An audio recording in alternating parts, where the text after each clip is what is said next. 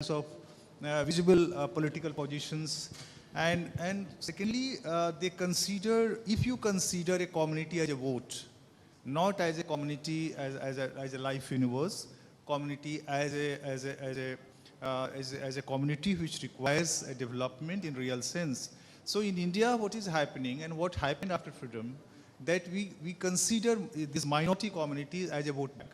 And to do vote bank, to evolve them as a vote bank, we do various kinds of symbolic politics.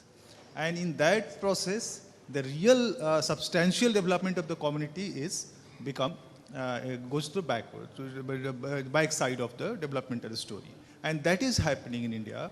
So this entire minority community, either Muslims or Christians or whatever, or especially Muslims, you have talked about the Sachar committee report. The underdevelopment of the community is because of we considered them as a vote bank and gave representation to their elites. They are a kind of section which is visible, which has a power to speak. Now Pasmanda thing is happening. You have already seen the Prime Minister talked about Pasmanda, and recently we visited in a Pasmanda village. And the person, I was talking to a person, and he said, Pradhan Mantri ne naam liya hum logon ka. So this Pradhan Mantri ne naam liya is a very catchy thing for them. Yes. And you have heard that Pradhan Mantri in his Bhopal lecture, he took the name of many of the community of the which comes on the Pasmanda. And that is the method which I observed in the Kashiram politics, because when Kashiram used to deliver lecture, he used to take the name of the castes. Yes. So this empower them. So there are various communities, so real development will go to them. When we will take community not as a vote bank, but community as a life universe, and community as a part of the entire development story, as a stakeholder, not as a recipient.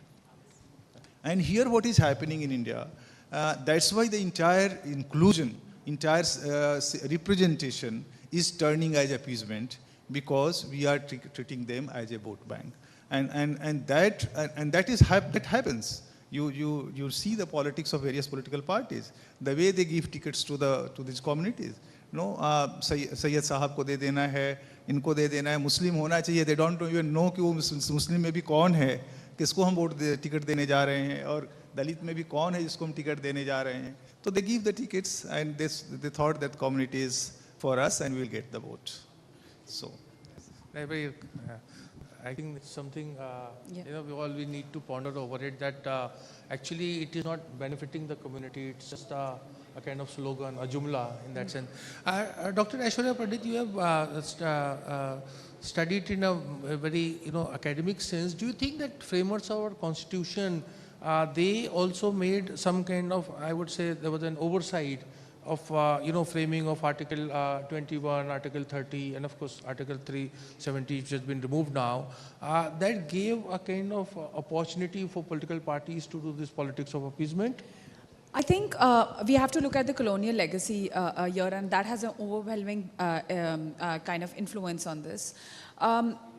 The British primarily saw the natives as a group interest. They did not, you were not imagined individually in their calculation, but you were seen as group interests. So this is Hindus, this is Muslims, this is Sikhs, and these are Christians. They are blocks, they function as blocks. So we must satisfy each block and kind of govern.